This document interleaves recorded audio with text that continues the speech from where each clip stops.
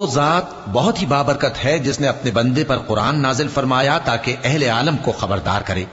وہی کہ آسمانوں اور زمین کی بادشاہی اسی کی ہے، اور جس نے کسی کو بیٹا نہیں بنایا اور جس کا بادشاہی میں کوئی شریک نہیں، اور جس نے ہر چیز کو پیدا کیا پھر اس کا ایک اندازہ ٹھہرایا، اور لوگوں نے اس کے سوا اور معبود بنا لیے ہیں جو کوئی چیز بھی پیدا نہیں کر سکتے اور خود پیدا کیے گئے ہیں، اور نہ اپنے لیے نقصان کا اور نہ نفع کا کچھ اختیار رکھتے ہیں، اور نہ مرنا ان کے اختیار میں ہے اور نہ جینا اور نہ مر کر اٹھ کھڑے ہونا. اور کافر کہتے ہیں کہ یہ قرآن من گھڑت باتیں ہیں جو اس مدعی رسالت نے بنا لی ہیں، اور کچھ دوسرے لوگوں نے اس میں اس کی مدد کی ہے. یہ لوگ ایسا کہنے سے ظلم اور جھوٹ پر اتر آئے ہیں،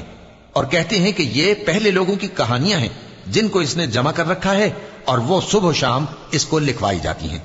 کہہ دو کہ اس کو اس نے اتارا ہے جو آسمانوں اور زمین کی پوشیدہ باتوں کو جانتا ہے، بے شک وہ بخشنے والا ہے، مہربان ہے. اور کہتے ہیں یہ کیسا پیغمبر ہے کہ کھانا کھاتا ہے اور بازاروں میں چلتا پھرتا ہے، اس پر کوئی فرشتہ کیوں نازل نہیں کیا گیا کہ اس کے ساتھ خبردار کرنے کو رہتا، یا اس کی طرف آسمان سے خزانہ اتارا جاتا، یا اس کا کوئی باغ ہوتا کہ اس میں سے کھایا کرتا. اور ظالم کہتے ہیں کہ تم تو ایک جادو زدہ شخص کی پیروی کرتے ہو. اے پیغمبر دیکھو تو یہ تمہارے بارے میں کس کس طرح کی باتیں کرتے ہیں، سو گمراہ ہو گئے اور رستہ نہیں پا سکتے. وہ اللہ بہت بابرکت ہے جو اگر چاہے تو تمہارے لیے اس سے بہتر چیزیں بنا دے، یعنی باغات جن کے نیچے نہریں بہ رہی ہوں، نیز تمہارے لیے محل بنا دے.